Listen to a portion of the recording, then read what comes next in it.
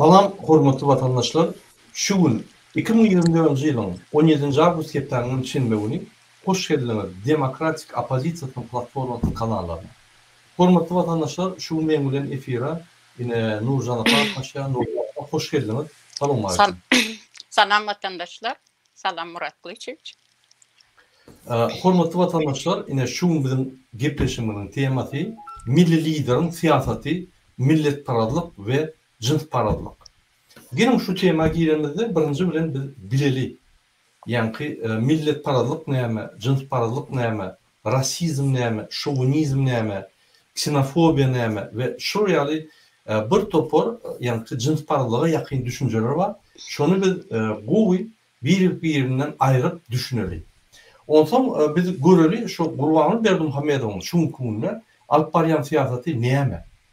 Adamları birleştirip, öňe akıdyp adamları bir halk edip, yani östürüp, şu halkı geljegini gowlaşdyryp Türkmenistany östürmek mi, ya da halkın bir bölegini öz yani vatandaşlar diýip hatap etmek, galany bolsa gelmişek, yani milletsiz bir daşta duran ikinci sort şolýal adam diýip hatap etmek mi?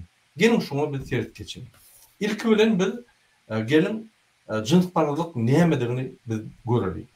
Yine men Wikipedia'dan aldım, tercüme etdim. Cinsparalılık ya da rasizm. Cinsparalılık derinin renki ya da millet sebepli adamları kemsediyen bir düşünce.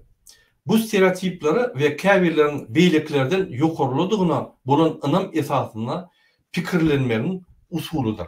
Yani haçanla bir millet ya da bir tire ya da bir velayet ya da bir rayon, yani şu ýerde ýaşayan adamlar biz beýleklerden özümüzi ýokarda tutýar, beýlekler ikinji sort diýip hatap etse ve her gepine, her işine size barmak dürtüp dursa, sen kim o?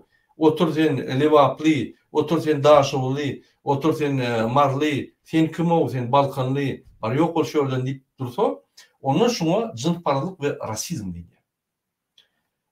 Yine şu düşünceler Türkmenistan'da bar mı yok mu biz häzir görüyoruz. Nurcan apa, sen näme pikir edýäňiz?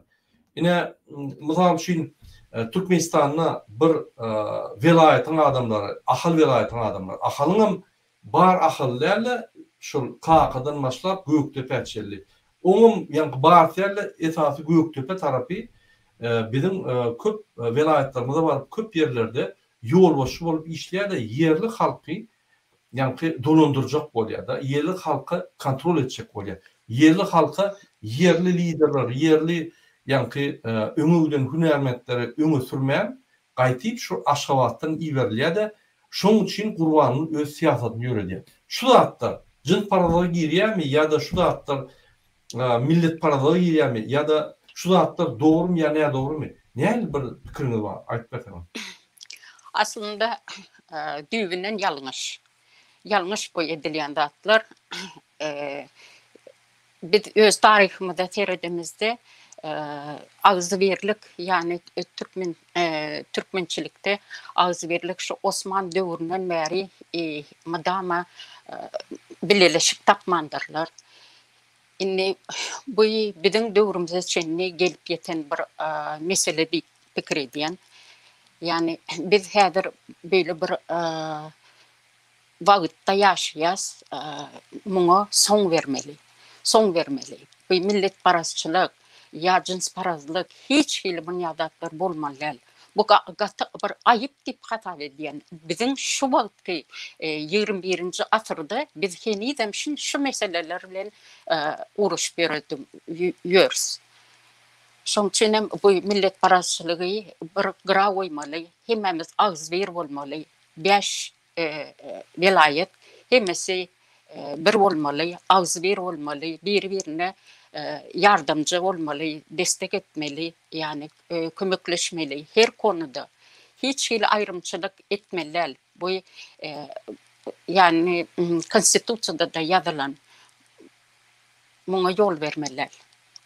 Gatol bellekeştiniz, yine hormatly vatandaşlar, biz yine bir yere cins kardeşlik ya da rasizma şeylerimize düşünceler haysi hareketleri ölçüler ya. Yine şeyle insanlara esaslanan hareketler.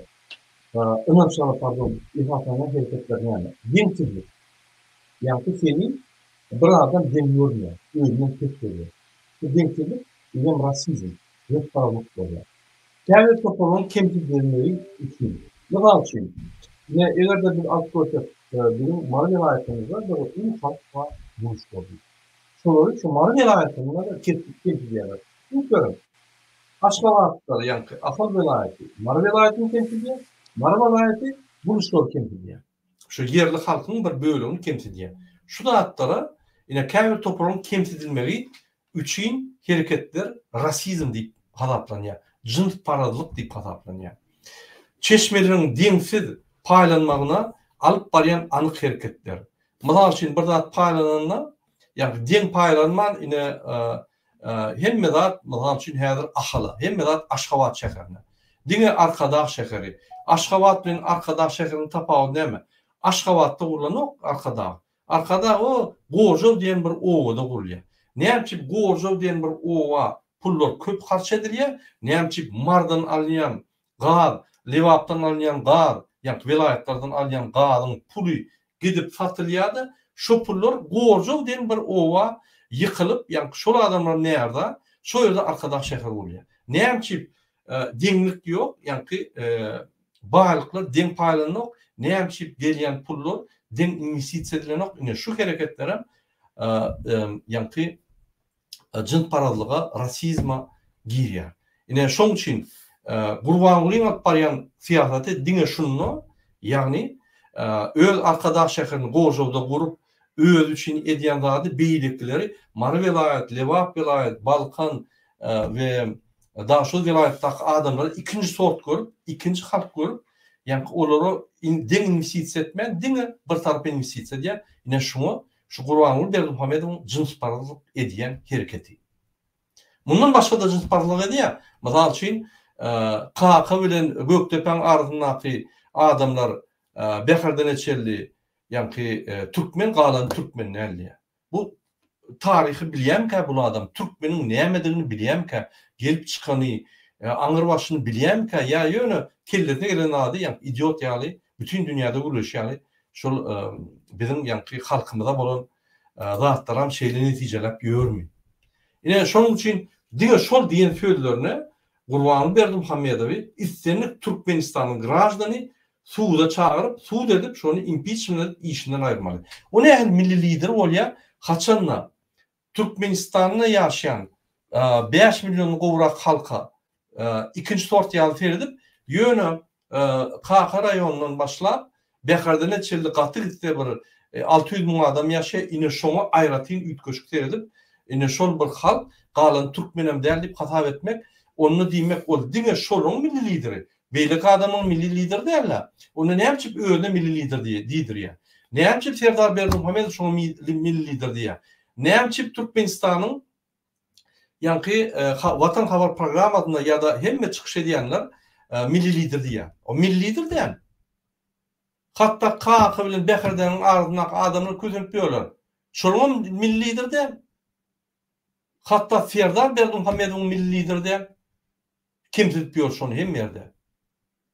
Hatta öz garnaşynyň milli lider däl. Olam kim edip ýör. Bu öz-özüň milli lider.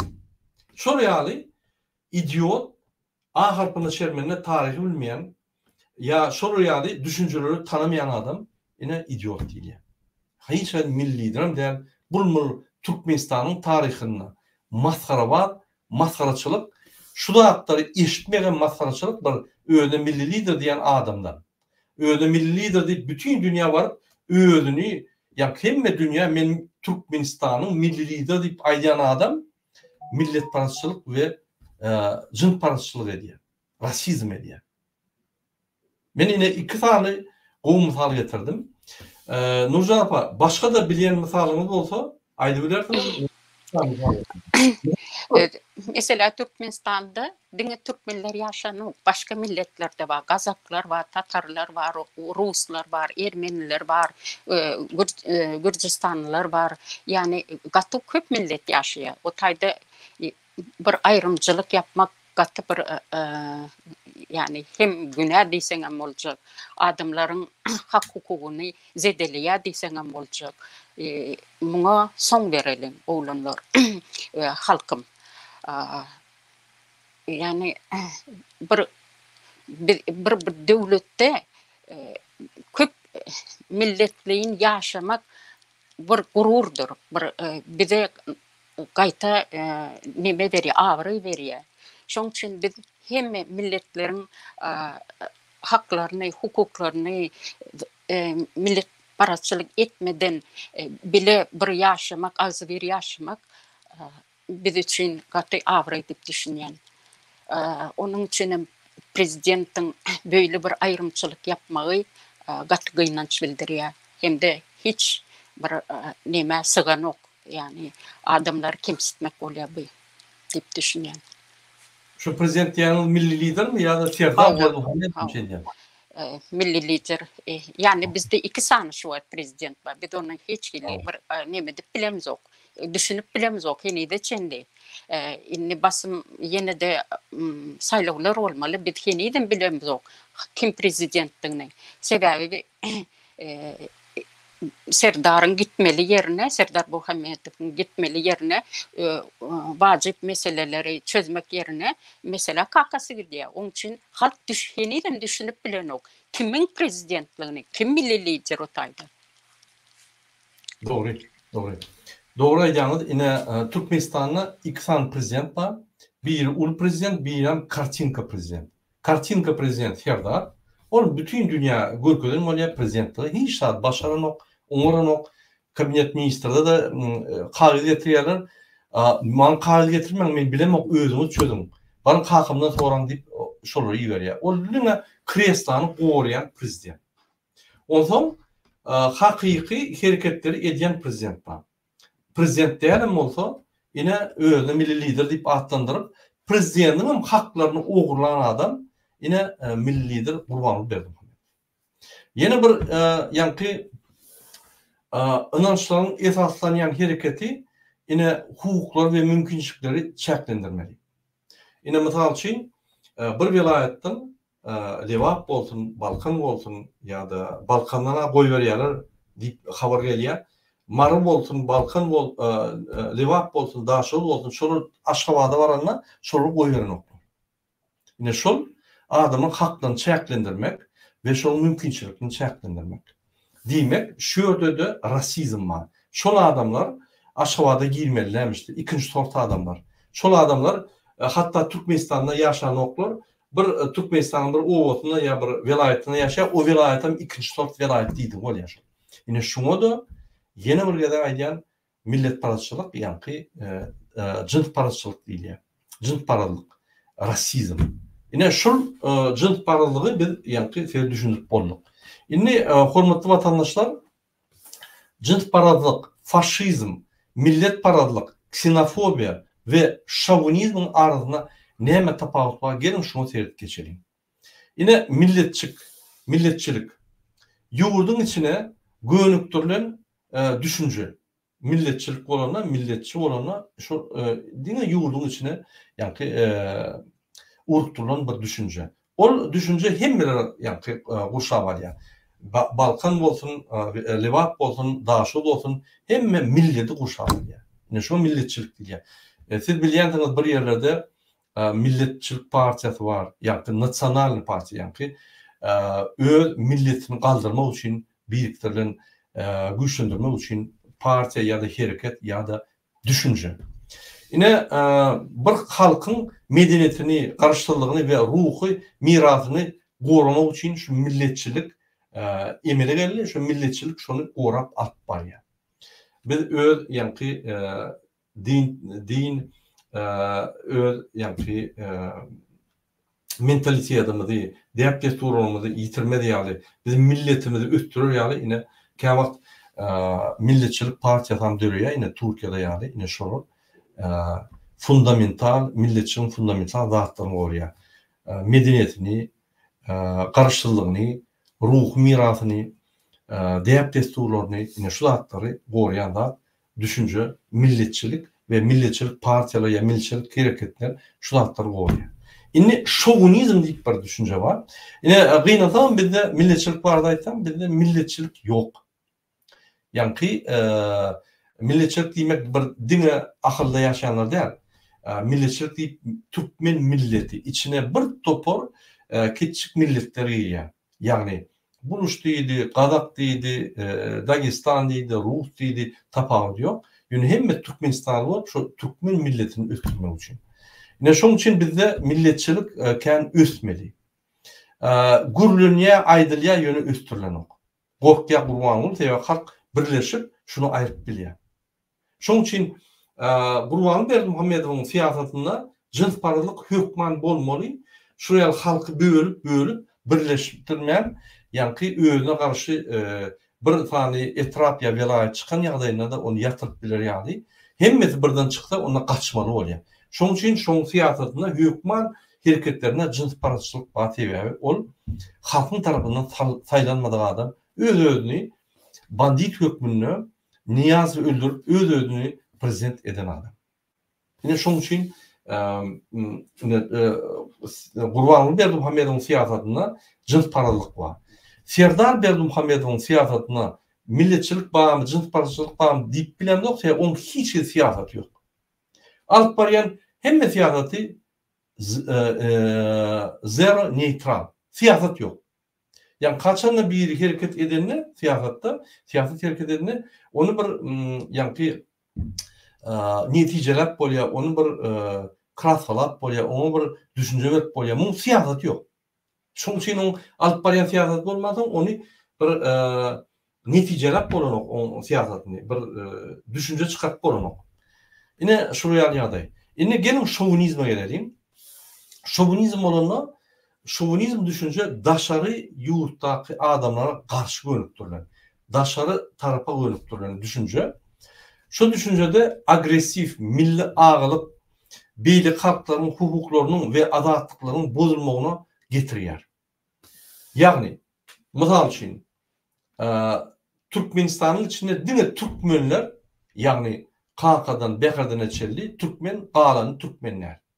Demek şu Kaka'dan, Akala çelli, yani Bekar'dan eçelli adamın şu düşüncesi daşına vurupturlan. Marı velayetine, Levava karşı beylikli velayetlere karşı. Ya da yine Türkmenistan'ın yani meselesinde şeyle. Eğer de beylikli devletinin meselesinde görsen onu bir yine Rusya'nı alsan. Rusya beylik halklara karşı yani düşünce görünüpdürlen rasizm değil.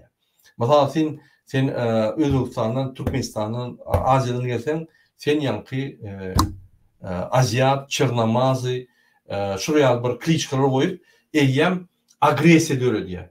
Yani İsteyen yerinizde, isteyen sosyal yani meydançalarda, sosyal basınçalıklarda, avtobusta olsun, işte olsun, suutta olsun, hem yerde sana yani şuraya düşünce azar veriyor ve seni sana görüp dururlar. Yani şuna şovinizm değil. Yani bir tire, bir halk, bir devletin içinde özünü in gökor deyip hata ediyor ve beylik halklara karşı görüntürler düşünce. Ne şun şovinizm değil ya. Şun adaletliklerini bozuyor, şun yani hem adaletlerini çeklendiriyor ve şu adaletler her vakit bir kliçka oyalar, bir lakam oyalar şu halka, şu haysa karşı görüntürler. Ne mesela için Ruslar Ukraynalara natsistler diye. Natsistler de Ukraynalar. Onun bir millet yönü şunu yürütüp bir lakam koyup şunu agresiyanı yani agresiya etmek için edilenler. Yani şunu rasizm değil. Pardon, şovinizm değil. Rusya halkı yani şuradan ulu. Şuradan yani in ulu halk. Yine mesela için Rusya varsan ya Rus gidip sonki 20 yılda şol emele geldi. Öngüz bakka ya problema yoktu. Bizi hormatla yadılar, sigili yadılar. Hayadır. Ors bolsa beylikler hata eden o. Hatta Ukrayna milletinin hata edeni kuruyorlar. Yani şunu Şovinizm diýilýär. Özlerine, Ruslar özlerine wysha rasa diýip hasap edýär. Awol şurasy hasap edýär. Şunun hemme dady, şunun hemme ýa-ni düşünjeleriň erwet tarapa urukdurulsa, onda faşizm bolýar. Şu faşizmin bir ýa-ni faşizma goly düşünjeler şunu. Tersap bolmaly. Şu düşünjeleri eger açyk radikallara etsen faşizm etdiýär. Şonuň üçin gaty iti bolmaly. Şu toralarda yiti derecede cevap vermeli, seyretmeli ve netice çıkarmalı. Tersap bolmaly. Bu parlament gerek. Parlamentin içinde dinçiler var, medeniyet adamlar var, ilmi adamlar var, dilçiler var, siyasetçiler var, justitsiya uğruna işleyen adamlar var. Şunun hemme düşüncelerini şular hemme öğüt pikirlerini berip bir karar çıkarýarlar. Şu karar ne faşizme, ne nasizme, ne şovinizme, ne rasizme, ne cins paralyga, ne millet paralygyna getirmeli. Şu ýalda atlar etmeli. Şunky bunu Türkmenistanda şu kararlar dil hökmüne berilýär ve şu ýerde cins paralyk elementler var. Hatta şu ýerde açyk rasizm ama, şu ýerde açyk faşizm ama, genosid edýär halkyna, Gurbanguly Hamedov. Hemme şu radikal taraplar var şu düşünjeler. Şonuň üçin biz şunu bir düşünürüz diýdik. Ýene bir gerek belläp geçýän milletçilik, şovinizm, inni natsizme geçelim. Natsizm näme?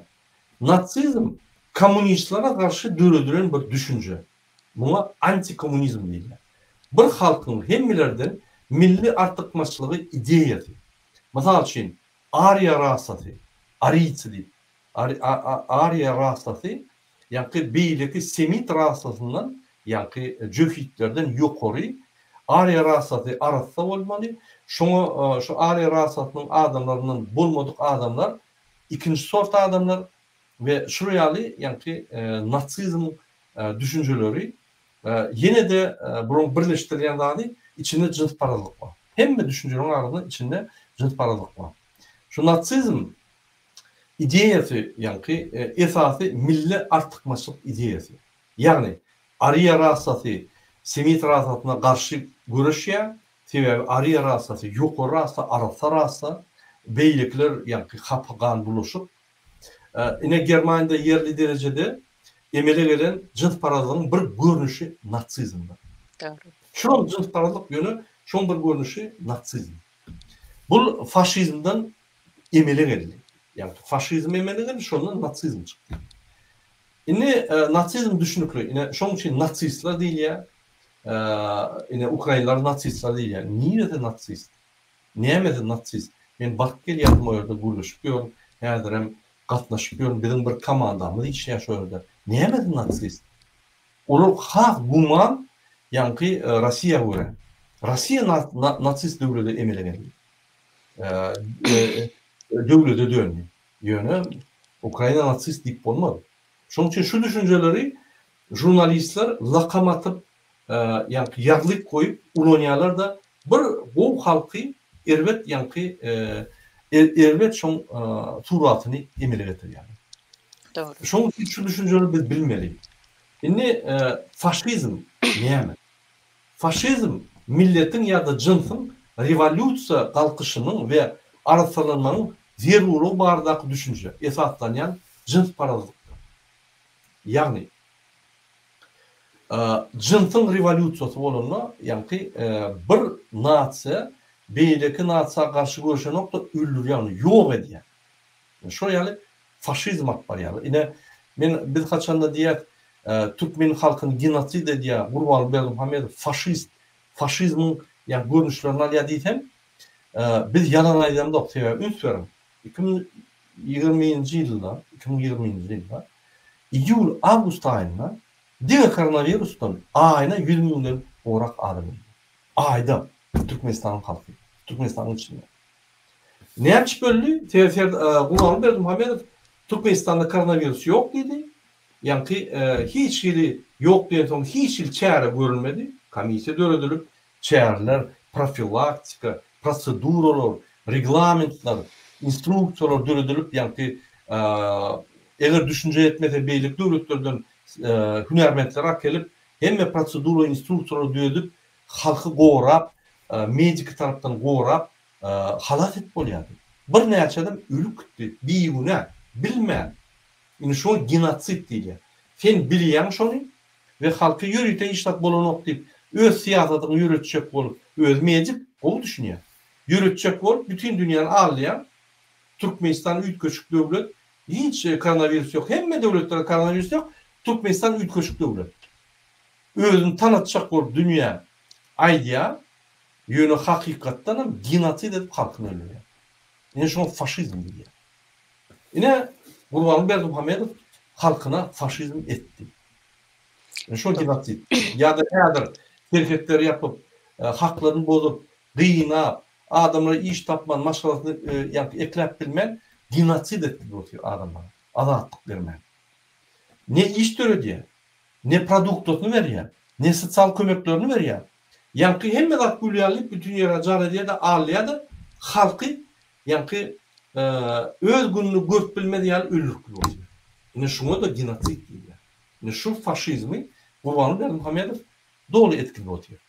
Biz näçe şu düşünjeleri düşündirýär? Bizim halkymyz ösmeli, bilmeli şu zatlar. Näçe biz gynanýar? Diňe iş ýok, uğruna biz gynanamda, biz köp zatlarda gynanýar. Bize karşı, yani halka karşı köp hili basışlar ve görüşler alıp barınýar. Faşizm, natsizm, jynsparadlyk, şovinizm alıp barılýar. Şoň üçin biz köpedýär. Şol ýa-ki zulümün turatyny biz bilmeli. Şoň üçin biz düşündirýär. Inni ksenofobiya. Nurjan apa, eger de boşlukda adam bolsa aýdym. Yok yani Rusya Ukrayna'nı böyle bir neme natsizm, faşizm da deyip ayda ol Benderler deyip hasap ediyorlar. O Bender diyen bir aktivist adam Ukrayna için canını yani yer nemeden sarf eden olur halkın düşüncesini yeniden şu Benderler zat deyip buluşturuyorlar. Yani buna hiç gerek yok deyip düşünüyen. Türkmenistan'da olsa başka vilayetlerden gelip arkayın mesela Daşovuz'dan, Çercev'den ya Maru oblastlarından gelip de Aşgabat'ta iş güç alıp bilen oklar. Yani bu gatı inandırıcı. Bu действительно bir millet parasçılık oluyor. deyip düşünüyen. Tamam. Kılmışım. Yine bir ksenofobiya geçelim. Ksenofobiya ne hemen? Ksenofobiya olanın medeni jynsparadlyk, şahsiyeti saklamanın mekanizmi. Däp bolan etno medeni görnüşü goğrap saklamak istegi.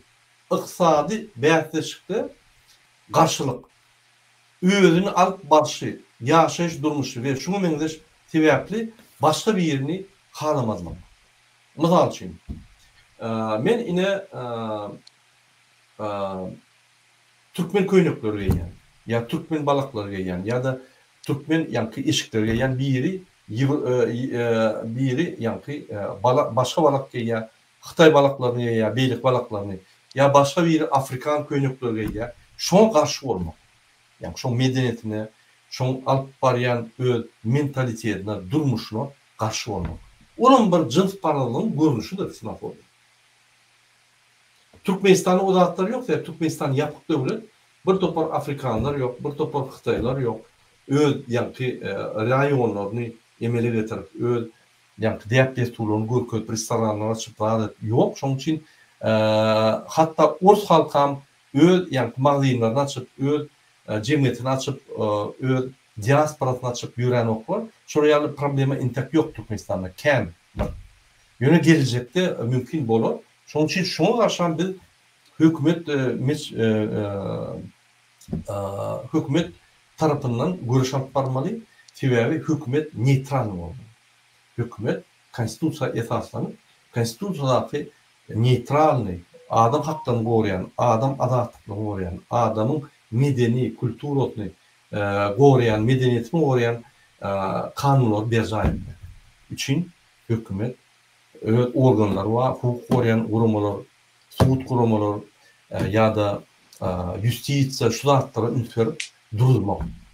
Bizde Türkmenistana ine gurbanly jins paralygynyň hemme görnüşlerini edýär.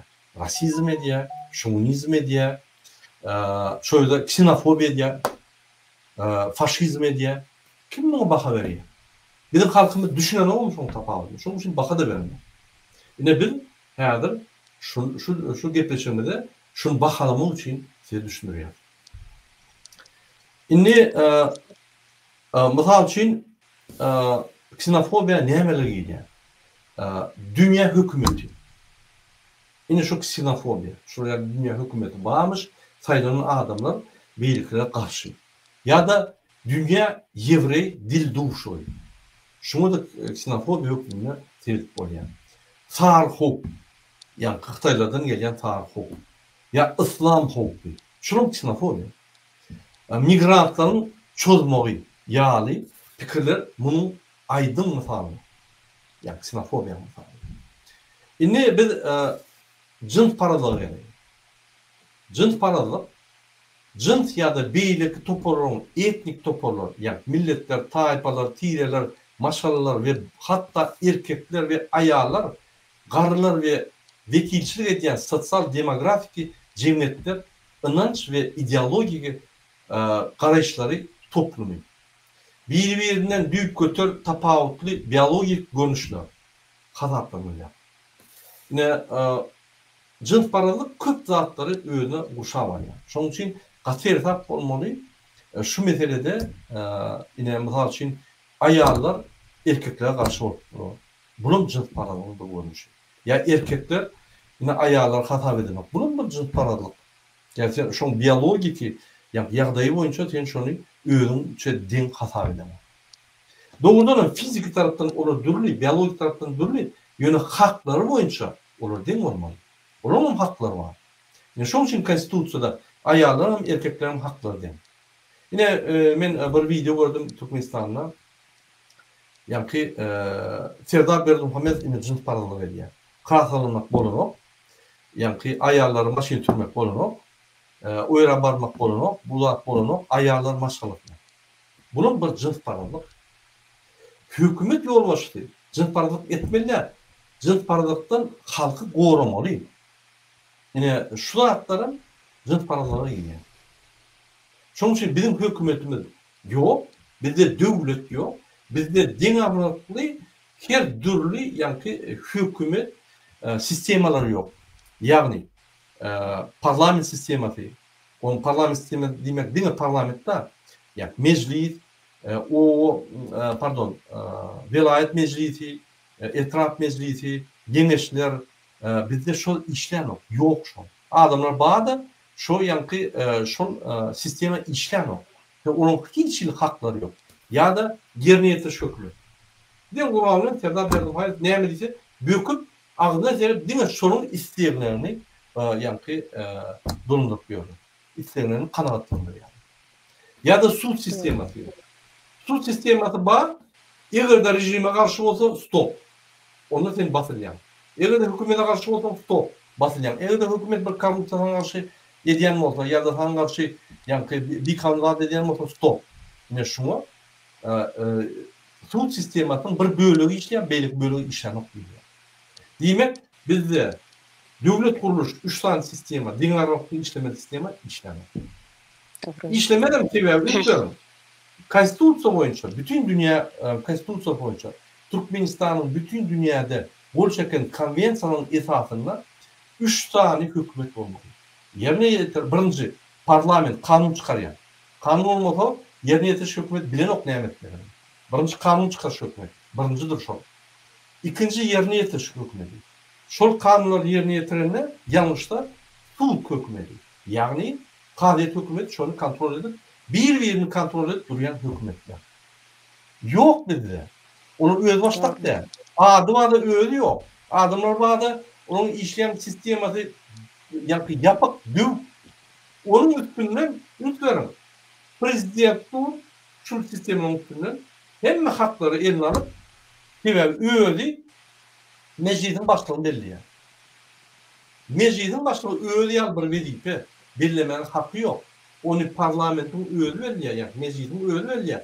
Meclis hem halk taýýar, taýlanan orada. Şu meclisin içindekilerin öz ýolbaşçysyny taýýar. O prezident belliýär onu aksan. İkinci, tuğdun yok, tuğdun hemme ýa-ni işgärlerini prezident belliýär. Bolmaly näle? O nizavism suud, ýa-ni neutral, hiç kime garaşyl däl. Bir hökümet ol. Näme prezident bellemeli onu? Demek prezident hemme haklary eline alyp Türkmenistanyň dinamik sistemini bozýan adam ekeni. Onun bir intek masalası yok däl. Bunun üstüne bir masalası var. Şu üstüne de milli liderdi. Yani halk maslahatını edip, halk maslahatı şunun hemmerini kontrol edip, bir adam şodan kontrol ediyor. Hani dinamik, hani hükümet, hani devlet yok dediler. Ne şol şin aýdýan. Şunu hatta köçüde ýöreğinde hemmeler daşynda dur. Şunu ýöreğinde milli lider ol näme ýöremeli? Prezident ýöremeli, tag tarapyndan parlamentin başlygy ýöremeli, çep tarapyndan suwunyň başlygy ýöremeli we ýerinde milli lider ýöremeli. Ya milli liderin hakykatdan hem ýa-ni öz status şolardan pes. Hökümet ine dolandırıcı ýöremeli. Bu näme ýörýär? Milli lider ýöregine hemmeti leppeý bolupdy. Bar garaşly hökümet leppeý bolupdy. Ya garaşly hökümet leppeý bolupdy. Ya Serdar Berdimuhamedow ýöregine olay hem başkalardan ýokary. On berip değil başkalar. Parlamentin başlygy etdiler yok. Parlamentte atstavka ýörtdiler ýa-ni nimet bilýär, o asnawany o ýa-ni prosedurasy var. Onu tutmamak gerek. Şunu yani bizde devlet yok. Açıkçası devlet diysem Fikretmek Baydak giyimin prezident milli lider. Bu da attır devletten. Bu da attır simbollar yönü bizde sistemalar işlemeli. Devlet sistemaları karıştı. Parlament, meclis sistemati, yani kanun çıkarıcı hükümet, yardım edici hükümet ve suud hükümeti, kadet hükümeti. Bizde yok. Sonra özbaşlık değil, karıştı değil, sonra din değil arasında. Ne şuna açacak bu yani. Doğru, gaçta doğru belirlep geçtiniz. Bir görünüşü. Ne şu cins paralılığının bir görünüşüdür şu. Çoğu için Gurbanly Berdimuhamedow öz siyasatında her vakit cins paralılık ulanıyor. Hatta gürleşenini, belli adamı kimti diye, kiçik oraya, özünden pes oraya, yığınak geçirenine, gürlerine da bir gırrık bardak, bir samsak bardak. Bunu dinler yalan der. Hemmeler bloknot yazıptı, şunun cins paralılık. Şola adamlar özünü kiçik oraya, yani millidir gürlerine. Bloknotunu yazıp aşağı verdi. Näme tapawudy? Köp yerlerde has ýokary, ýa-ni milli liderden. Dem bolmaly. Näçip Ukrainanyň ada saýlanan prezidenti ministr obrony bilen dem urulýar. Hemmeler bilen dem ýöregine, hemmeler daşyndan dem. Dem statusy ulurak bolardan ýöne statusy gerek ýerine ulanýar. Ýagny gol şekilinde ya bir yerde duşuklarda ýöne ýörenlerine men prezident dip ve nekö ýörmelik duran ama hemme dip bile ýörýär. Ýa-ni çağlar oşýar, alýa eline götürýär. Bunu adama siýlýär. Bizim milli lider diyen bir kezzabı kimi siýlýär? Öz maşgalatan tiýlan o. Oglan üstüne ýygyrýar. Meni aladyň prezident etdiň, hemme haklaryma ogladyň. Onuň hiç. Ine sedin cins paralyk öz ogluна gaçy. Baýlaka adamyň ýanyna aýdýar, ay goýma lälekenim aý. Hakyky tormuz, başarýan toku ýok. Hemme adam meni etdiýär. Meni etmeden hiç adam elinden ok. Aýyrjak. On gün aýtda gönnün gün aýtda. O zaman sen aýrarýarlyň, sen kim? Sen saýlaýarmyň? Hakykatda hökümetde döwlet bolan bolsa, sen saýlaýarmyň ýa halk saýlaýar? Sen kim? Şu ýer bir kezza hökümetten daş adam, hiç wagt hökümete gelmeli adam, däl adam. Hökümeti basyp alyp, öz pikirini ýöredýär, täze beýlekiň düşünjesi bes. Halkyň düşünjesi bes, bilen okşany. Ýa-ni işlerem polis emhemen tutup bastyrýar, gorkudýar, üllürýär, urýar, gorkudýar. Bandit. Hakyky bandit. öz pikiri, öz alçagy, öz hünärmentligi, öz ukyplygy bilen dolandyrylan nokta diňe emheme bilen polis şunu işlemese 24 saatda şunu var öldürýär, köçede öldürýär. Zorla öldürýär, Saddam Kaddafi. Şoňal kezda, şoňal awraýsy Türkmenistanyň grajdanı. Cinayetçi, türmede oturmalı adam.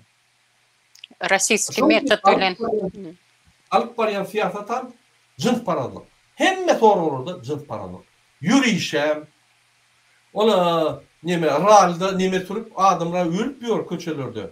Türkiýe köçelerinde. Türkmenistan için ölüp. Ralda turup bütün dünýä okudy. Men ýokary şularda. Şunu meniň gullarym. Jins paradyk. Bizde parçalyk ýok. Bizde respublika, döwlet.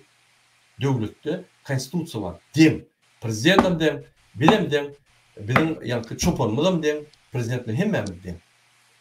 Biz öz haklarymyzy ulanman soň şular kezzaplar öňe çykyp hemme rahat bolup kartinka urkalýarlar bizde döwlet bar diýip arkasynda bolsa diňe emheme bilen ban topor ýasap adamlar öldürip ýörler türmede. Hiç bir hakları ýokdur. Şoň üçin men size diýen, öz haklaryňyzy alın. Näherliklerini bildirip başlan. Hem yerde haklarınızı, adaletliklerini, jin paradyga garşy görüşün. Öz bardyňyzy aýdyn bir görkezim siz siz bir ýa-ni bir adam siz. Bolmasa sizi hasap eden oklar. Ağlamadyk çağa emjek ýok diýişýär. Zat diýmeden hiç tat ýok. O imsim ay men bilýär men näme diýin. A näme diýen sen aç bolsaň baryp işläp bir ýerde pul alýaňa, galanýaňa, produkty getirýäňa. Şuraya tamam bir kimse barıp aytmalı. Ayt bolýar. Ya kellem kes bolýarlar. Yok. Ya nägedin var hekimle gaýtsaň. Gene şunu ýa-ni arşyna aýtsaň. Näme seni kes öldürýärlermi? Yok. Barba aýýan men maşgalam eklep bilem o. Prezident Raled maşyn türpýär 3-4 milyon dolar. Man kömek etdim. Aydın prezidenti. Men arda maňa sroşno gerek ýa-ni kömek. Men şoň raýaty, ýa-ni men grajdan Türkmenistan, o bizim milli liderler. Ýadym şoň hat, maň kömek edin. Hiçdan edem o. Hiçdan bolan. Ütgüçlüğüm ýok. Bolmadym. Şonuň üçin her kim öz ýerine kiçik ädim etmeli. Pikir etmen, men Türkiýede işleýän her jaýym urtum. Sen jaýy ul, dogluga barýan. Gerek bolsa jaýyňa bararlar. Gyýdyňam zorlarlar. Aýalyňam zorlarlar. Bir hep yegenler gelip görenler. Ahim olayım. Tutuvalyalar dedi. Restoranlar, o yerde, bu yerde, görün yerinde. Etraf alın yani orada. Şonun için vatandaşlar Türkmenistan'ın milli lider diýen bir kezda, milli lider şulam oğurlanan adam, öz oğlunun esasına berilen, halkına berilen o kişiler, şol adam hemme siýasatyna jins paradylyk edýär. Hemme siýasatyna rasizm edýär. Şovinizm. Hemme siýasaty şoň diňe şonu etmese dolandyryp bilmeýär döwlet. Diňe emheme polisin üstünden döwlet dolandyryp. Ne ukyýy wa, ne düşünjesi wa, maskara wa. Ine men şunu aýtjak boldum size. Ya hemme Nurjan bir minut men jemleýin, onuň size söz berjek. Şu hemme görkezlerin, görnüşlerin hemmesi jins paradylyk görnüşleri bolup jemgyýetde destruktif ve veran edici täsir edýär. Dogry düşünün. Bizim adaletligimiz, haklarymyz ol birda, ýöne şoň içinde de jins paradylyk bar. Ýa-ni aýdylan, ýa-ni jins paradylyk görnüşleri bar. Şoň üçin biz jins paradylyga garşy güreşmeli. Her adam. Bizden näçe sen Ýewropa gelende saňa deň seredýär. Kimse demoklar. Sen sary, gyzyl, uran oklar köçede. Näçe Ýewropada ýaşaýan adamlar jins paradylyga garşy güreşýär, näçe Türkmenistanda güreşýär.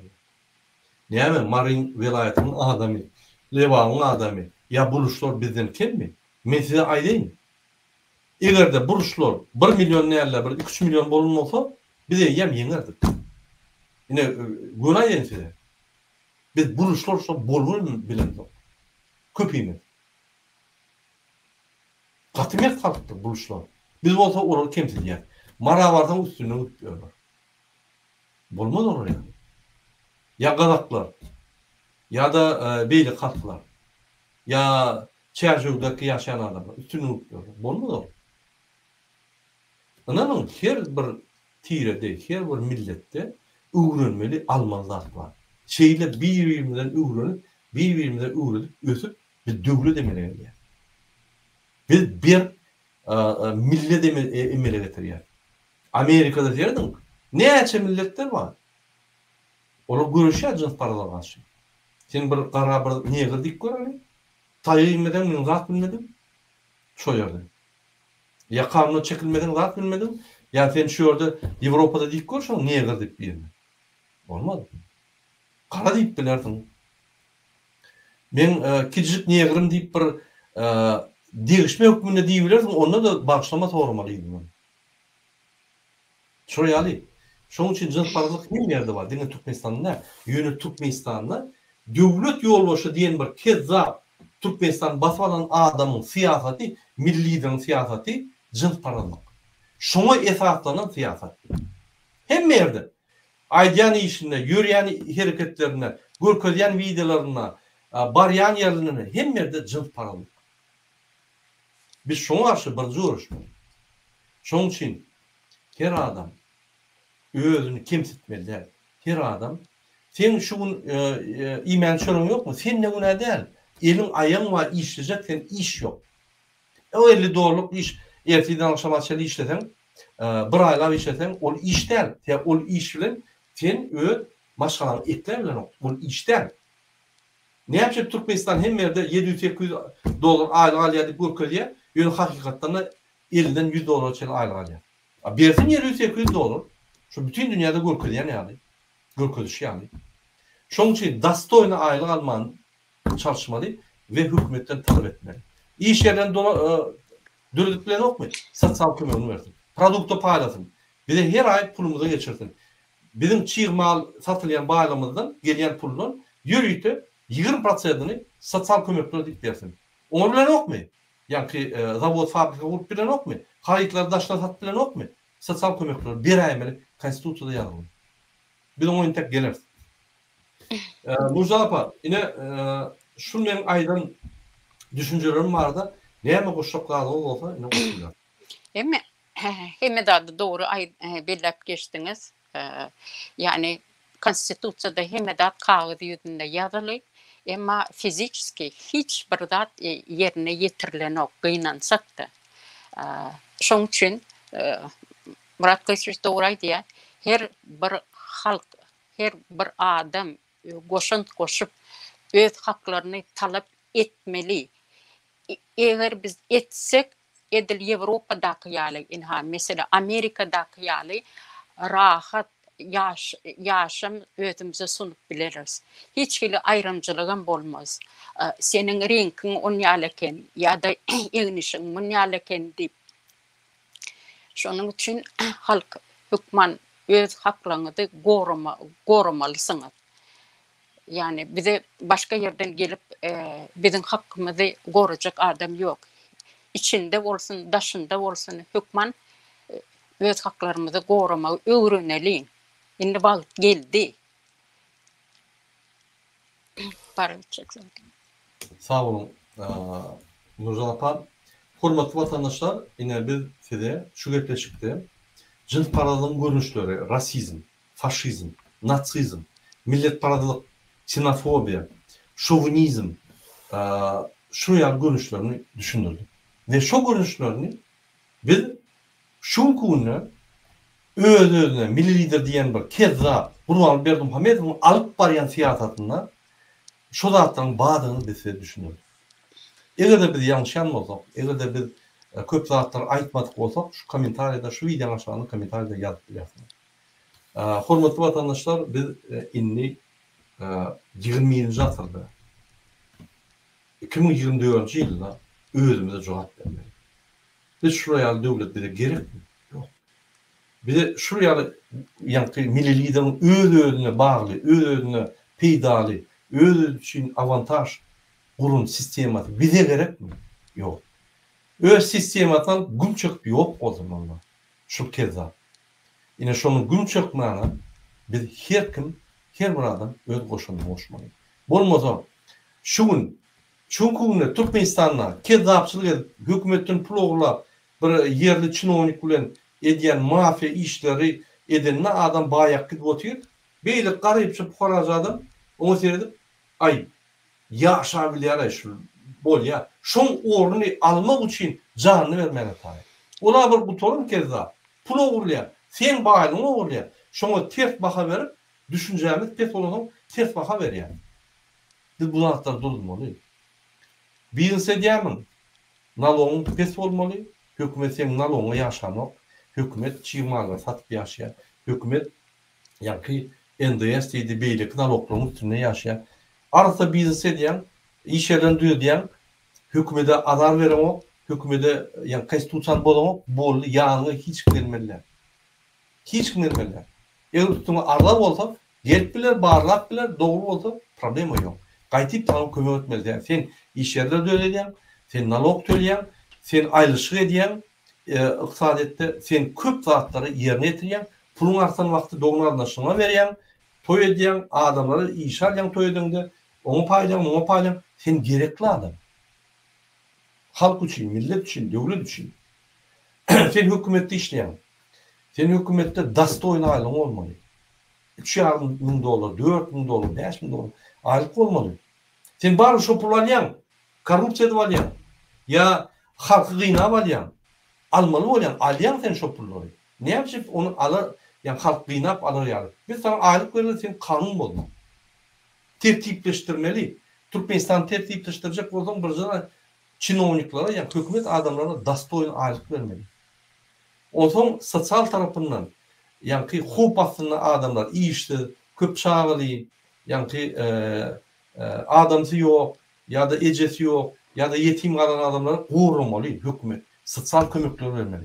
Kalan orta adamlara iş yerleri mümkünçülükler açmalı. Yine etmeliler. Kim ediyen onu? Kim alıdı ediyen şu da? Hiç kim. Bunu alıdı ediyen kişi deyip görküyor diye yöne cın paraları yani ömür sürüyor. Şunun için yekö diyor ya, rali sürüyor, yekö çıkanı hemmeti yani yeplen litbe diye. Şunun için öz varanına hemmeti kırada durmalı yüzüne hiç kimse etmeli adamlardan korkuyor. Suriyali ak mermerler koyuyor, aşkavatta diye karadat korkuyor. Bunu yani halk alıp gider deyip. Dine appak olmalı adamlar köp olmalı. Şuraya bir psikbannoy adam, idiot, kirleti giden, biz bunu durdurmasak, biz bu mira elçilerini bilemdok. Eyyam Türkmenistan'ın psikbaniyse 6. palata yasadı bu adam. Yani şuraya çak oldu, şu yaklaşımda. Nurcan apa, başka uşaklarınız var mı? Yok, siz kemmedardı doğru belirlep geçtiniz. Allah'laşacağız. Halkım oturmalı, aydışmayalı, öz haklarını korumayı öğrenmeli ve talep etmeli. Onu neyme? Şunun için biz efirimizi tutuyoruz Nurcan apa. Başka neymeğiniz olmasa. Hormatlı vatandaşlar, biz şu efirde size millet parazçılık, yani cin parazcılığının görünüşlerini tanıştırdık. Çala ayıp geçtik. Bu her bir görünüşü bir ultiyama. Yine şun bardığı, çünkü devlet basıp alan bandit, Gurban Berdimuhammed ve onun toporu, yani yanına kömekçülüğü Raşid Meriyev'den başlar, pasport mafyan başları, vatanı satan, Ruslara satan, inni Erdoğan'ı satıp gören bir kezzap. Şunu adam, yani şunu adam, bandit toporu Türkmenistan'ı dolundur, Türkmenistan'ın dilcerini uğurlap yatıyor. Yine biz şuna karşı hareket etmeli. Şunun milli lideri cıl parazlık ediyen halka karşı şunu durdurmalı. Şunun için her kim hareket etmeli. Sizin barıp bilecek yerine hekim, arçın, vilayet hekimi, şehir hekimi barıp ardalarına ayıtmalı. Uyuşup gitmeli onunla da. Her kim köçe, uyuşup gitmeli. Barıp ayıtmalı. Sen kanun bolan sen hükmen bir ya ardına ayıtmalı. Oraya bolmalı. Yani ödün al, yürüyünüz ülkün ya, psikolojik yani travma. Hem keseller yeridendir. Yine Türkmenistan halkı ülkü otuyor. Sizinken bilem yok, men kardeşlerim birbirinden ülkü otuyor. Sizinken şeyledir. Ya bir yankı toprakta yaşayalım, bir sistemde yaşayalım. Durumlar şuna attı. Doğru. Bizim Sivilizasyon dünya geçmeli, bu tarafa geçmeli. Bizi bir sivilizasiya goşar ýaly etmeli bizim döwletimiz. Bolmasa biz demokrat kariyer ýa-ni diňe turar her wagt. Şoň atdan tutsa Türkmenistan tutýar. Goýmaly şu zatlar. Näçe? İksan bir jellat. Gurbany ve Serdar Berdimuhammed. Gurbanyň ýakyndan tutsaň hemme zat durýar. Hemme zat düzelýär. Ine şolardan Türkmen halkynyň tarapyndan iň ýigrenýän adam biz durdyk. Hormatly watandaşlar, şunun bilen biz öz efirimizi tutýar. Şu videoň aşagynda kommentariýada öz pikirlerini ýazyň. Bizim sizin maslahatlarınızı, sizin tanqidlerinizi dinler. Doğru bolsa ýerine ýetirer, alar, öwrenir. Bizim sizden köpçülik öwrenýär. Hoş sağ olun, indik geçmişler. Hoş sağ olun vatandaşlar.